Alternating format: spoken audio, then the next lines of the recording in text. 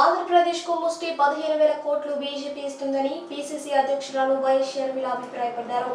ఆమె మీడియా సమావేశంలో మాట్లాడారు. కేంద్ర ప్రభుత్వం ఆంధ్ర కేటాయింపులతో పెదవి విరిచారు.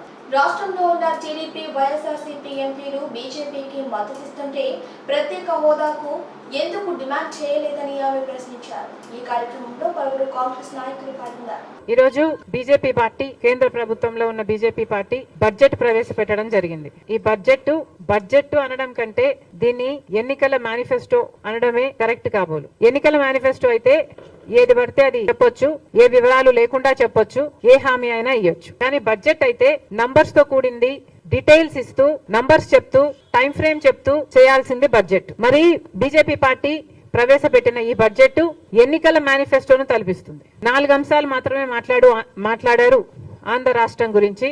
వీటిల్లో బడ్జెట్ ప్రవేశపెట్టక ముందు చంద్రబాబు గారు 1,00,000 కోట్ల రూపాయలు ప్రతి సంవత్సరము మాకు అవసరం ఉంటుంది వివిధ ప్రాజెక్టులకి అని చెప్పారు. అసలు చంద్రబాబు గారు ఆ 1,00,000 కోట్లు అన్న ఫిగర్ కి ఎలా వచ్చారో మాకైతే అర్థం కాలేదు. బికాస్ ఆంధ్ర రాష్ట్రం ఏర్పడిన రోజున విభజన చట్టంలో ఉన్న అన్ని హామీలను ఆర్థికంగా లెక్కేస్తే, వాల్యూ కడితే కనీసం 12 లక్షల కోట్ల నుంచి 15 లక్షల కోట్ల వరకు విలువ చేస్తుంది. కానీ చంద్రబాబు గారు ఇవేవి పట్టించుకోకుండా 1,00,000 కోట్లు 5 సంవత్సరాలకు 5 లక్షల కోట్లు అని వాల్యూ కట్టినట్టుంది. చంద్రబాబు గారేమో 1,00,000 కోట్లకు అడిగారట. ఈ రోజు బీజేపీ నిర్మలా సీతారామన్ గారు ప్రవేశపెట్టిన బడ్జెట్ లో అయితే రాజధానికి కేవలం 15,000 కోట్ల రూపాయలు ఇస్తున్నాము అని తెలిపారు. దీంతో పాటు పోలవరం ప్రాజెక్ట్ కి మేము పూర్తి చేసే బాధ్యత మాది అన్నట్టుగా మాట్లాడారు. పోలవరం ప్రాజెక్టు ఆంధ్ర రాష్ట్రానికి లైఫ్ లైన్ అన్నారు, మన రైతులకి లైఫ్ లైన్ అన్నారు, ఫుడ్ సెక్యూరిటీ కల్పించే అంశం కూడా ఇది అని పేర్కొనడం జరిగింది. మరి అంత ముఖ్యమైన పోలవరం ప్రాజెక్టుకు పూర్తి చేయాలనుకున్నారు మీరు, సంతోషం, ఇప్పటికైనా పూర్తి చేయాలనుకున్నారు.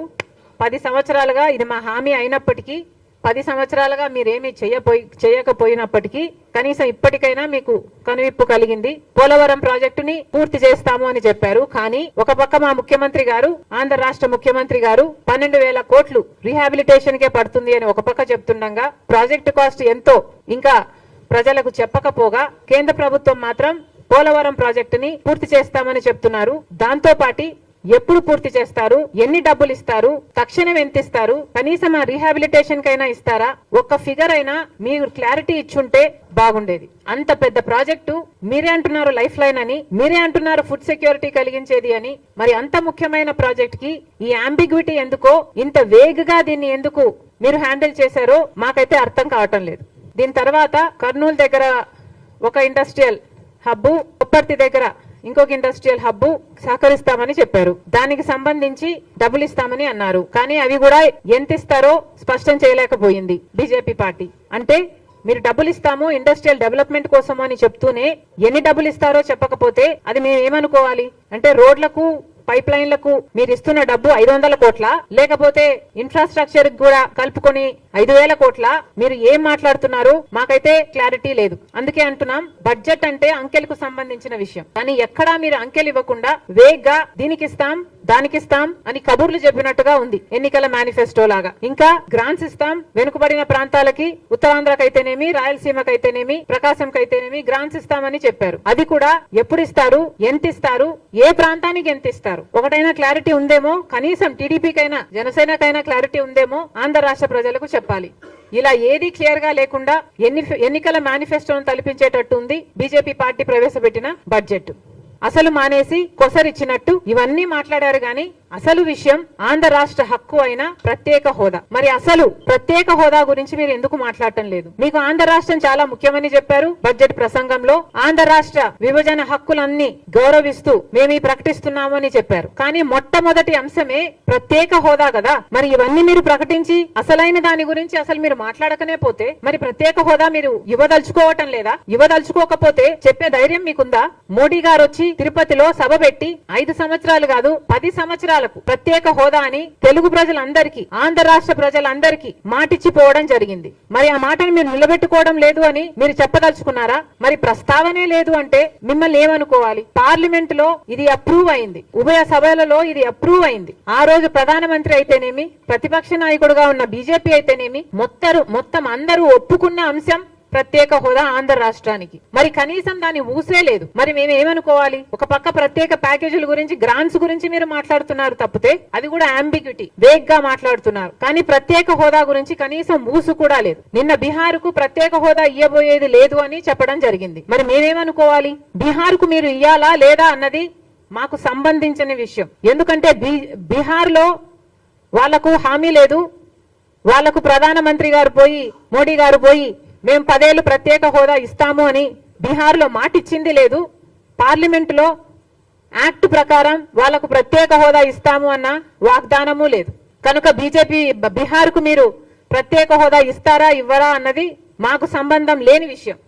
కానీ ఆంధ్ర రాష్ట్రానికి మాత్రం ప్రత్యేక హోదా ఊపిరి లాంటిది. ప్రత్యేక హోదా ఊపిరి లాంటిది కాబట్టే పదే అడుగుతున్నాం. ప్రత్యేక హోదా మా హక్కు అయినప్పుడు, ప్రధానమంత్రి హోదాలో మోడీ గారే మాటిచ్చినప్పుడు, సభలలో పార్లమెంటులో ఇది యాక్ట్ అయినప్పుడు దీన్ని అమలు చేయాల్సిన బాధ్యత అధికారంలో ఉన్న బీజేపీ పార్టీకి లేదా? ప్రశ్నించాల్సిన బాధ్యత కూటమి సర్కారుకు లేదా? అసలు ప్రత్యేక హోదానే మీరు అంటున్నారే, మీరు ఇస్తామని చెప్పటం లేదు కదా. మరి రాజధానికి మేము డెవలప్ చేస్తాము, మేము ఇండస్ట్రియల్ హబ్బులు తీసుకొస్తాము అని ఇన్ని చెప్పినా కూడా ప్రత్యేక హోదానే లేనప్పుడు ఇండస్ట్రీలు ఎందుకు వస్తాయి? గత 10 సంవత్సరాలుగా మాకు ఎన్ని ఇండస్ట్రీలు వచ్చాయి? మాకు ఇండస్ట్రీస్ ప్రత్యేక హోదా లేకుండానే వచ్చేట్టుకుంటే మరి ఈ 10 సంవత్సరాలుగానే వచ్చేసి ఉండాలి కదా. పట్టుమని కనీసం 10 కొత్త పరిశ్రమలు కూడా రాలేదు కదా. అంటే మాకు ప్రత్యేక హోదా అవసరము అని మీకు అనిపించడం లేదా? ఇండస్ట్రియల్ సెక్టర్స్ ఇవన్నీ డెవలప్ చేస్తే మాత్రం ప్రత్యేక హోదా ఇవ్వకపోతే ఏం లాభం? కేంద్ర సంస్థలన్నీ నెలకొల్పితే కదా. ఒక హైదరాబాద్ అయితేనేమి, ఒక పూణే అయితేనేమి, ఒక బెంగళూరు అయితేనేమి ఇవన్నీ డెవలప్ అయింది. ఒక బిహెచ్ఎల్ అయినా, నేవీ అయినా, డిఫెన్స్ అయినా, రీసెర్చ్ ఇన్స్టిట్యూట్స్ అయినా, మెడికల్ ఇన్స్టిట్యూట్స్ అయినా, ఇలాంటివన్నీ కేంద్ర సంస్థలు, ఆర్థిక సంస్థలైనా ఇలాంటివన్నీ మా రాష్ట్రంలో మీరు ఏర్పాటు చేస్తే కదా ఇక్కడ అభివృద్ధి జరిగేది. ఇవేవి ప్రస్తావించలేదు. ప్రత్యేక హోదా ప్రస్తావించలేదు. మేము ఎలా డెవలప్ కావాలో ప్రస్తావించలేదు. మీ పార్టీకి మీరేదో ముష్టి పడేసినట్టు 15,000 కోట్ల రూపాయలు ఇస్తామంటే మేమంతా ఇక్కడ పండగ చేసుకోవాలనా? ఎందుకు చేసుకోవాలి? బీహార్ ఏమో మీకు కొంతమంది ఎంపీలను ఇచ్చింది, 12 మంది ఎంపీలను ఇచ్చింది. ఆంధ్ర రాష్ట్రం మొత్తం 25 మంది ఎంపీలు, కూటమి ఎంపీలు అయితేనేమి, అటు వైసీపీ ఎంపీలు అయితేనేమి, మొత్తం అందరూ బీజేపీ ఎంపీలే కదా. మరి ఇంతమంది ఎంపీలను మీరు తీసుకుని మీరు కొనుక్కున్నట్టు మీరు డబ్బులు ఇస్తున్నారు. మేము అమ్ముడు పోయినట్టు మీకు సలాం కొట్టాలి. ఏం చెప్పదలుచుకుంది బీజేపీ పార్టీ? మీరు నిజంగా ఏం న్యాయం చేస్తున్నారు? అసలు చంద్రబాబు గారు కూడా దీనికి సమాధానం చెప్పాల్సిన అవసరం ఉంది. ఒక ప్రత్యేక హోదానే కాదు, ఇంకా ఎన్ని విషయాలు అసలు ఊసే లేకుండా చేశారు. పార్లమెంట్ జరుగుతుంది, పార్లమెంటులో ఆంధ్ర రాష్ట్రం ఇచ్చిన ఎంపీల వల్ల ఈరోజు బీజేపీ పార్టీ అక్కడ అధికారంలో ఉంది. మరి అలాంటప్పుడు మనం ఎంత సాధించుకోవాలి? ఏం సాధించుకున్నాం?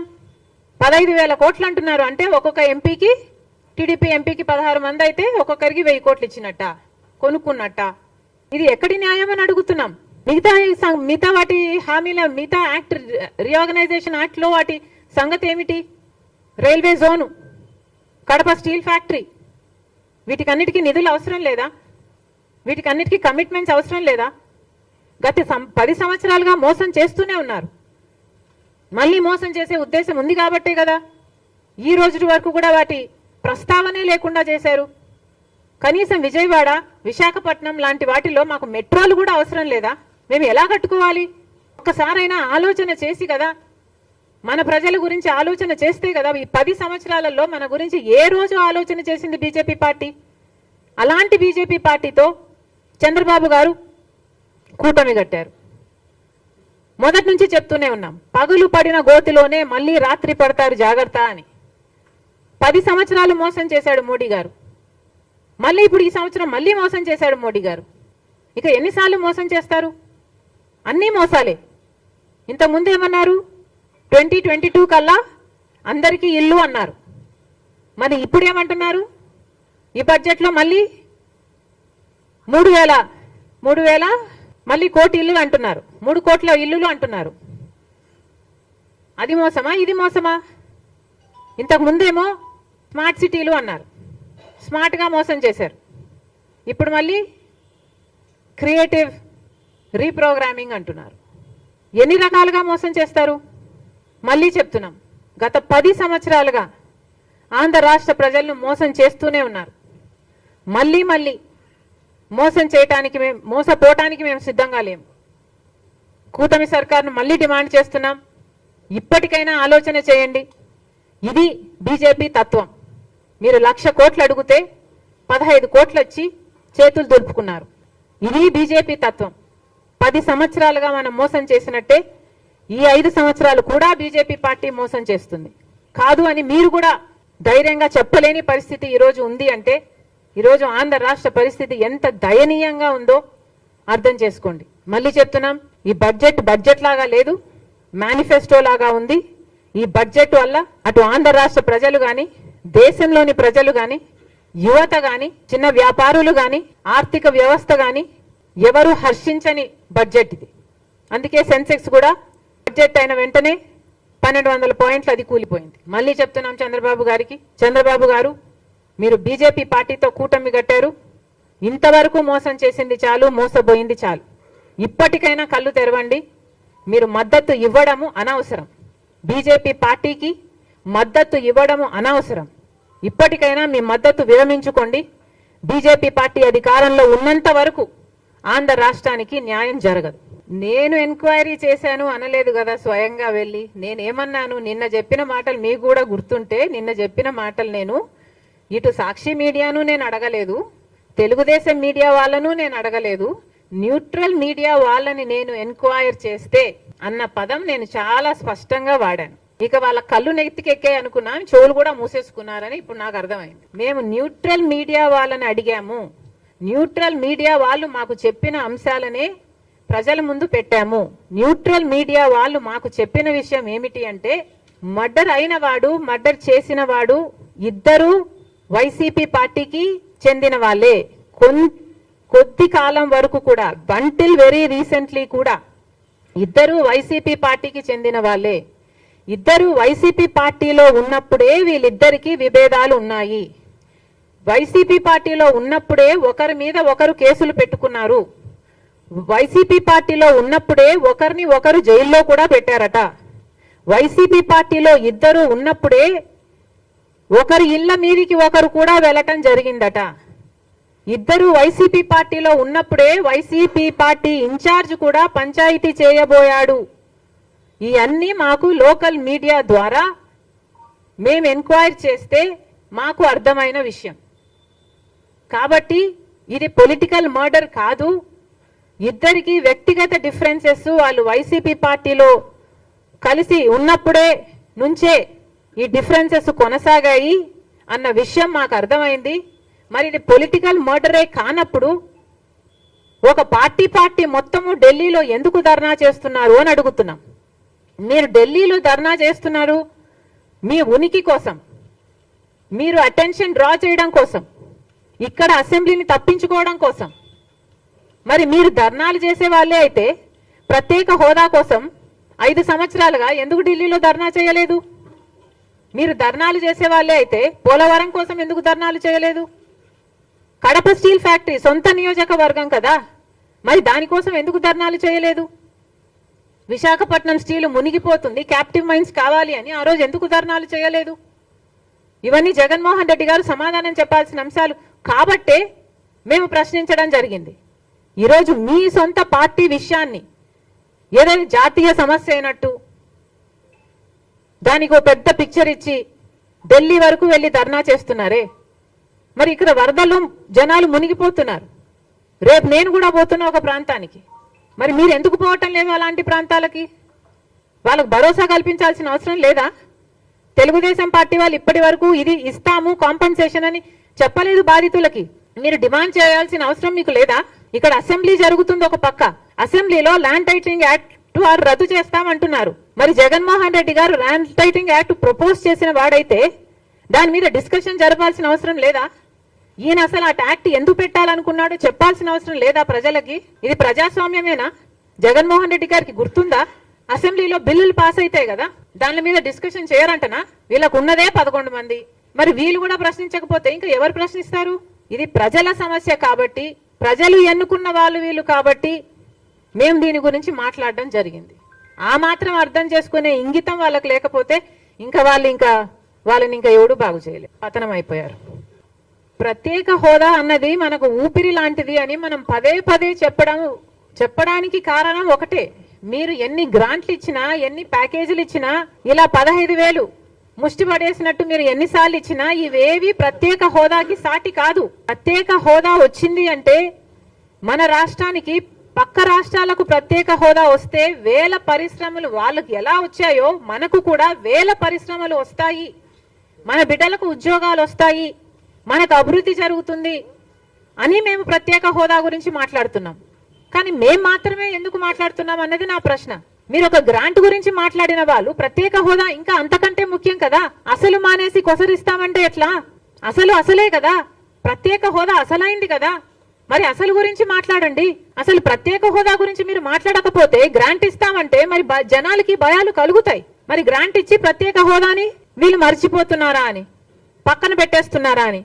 అందుకే చెప్తున్నాం, కూటమి సర్కార్ను డిమాండ్ చేస్తున్నాం. ప్రజలకు మీరు క్లారిటీ ఇవ్వాల్సిన అవసరం ఉంది, చంద్రబాబు గారికి క్లారిటీ ఇవ్వాల్సిన అవసరం ఉంది. కూటమి సర్కారు ప్రజలకు క్లారిటీ ఇవ్వాలి. అసలు బీజేపీ ప్రభుత్వం ప్రత్యేక హోదా మనకి ఇస్తుందా లేదా? ప్రత్యేక హోదాతో పాటు మిగతా విభజన హామీలన్నీ బీజేపీ పార్టీ అమలు పరుస్తుందా లేదా? అమలు పరచని పక్షంలో మీరు ఎందుకు పొత్తు పెట్టుకున్నారు?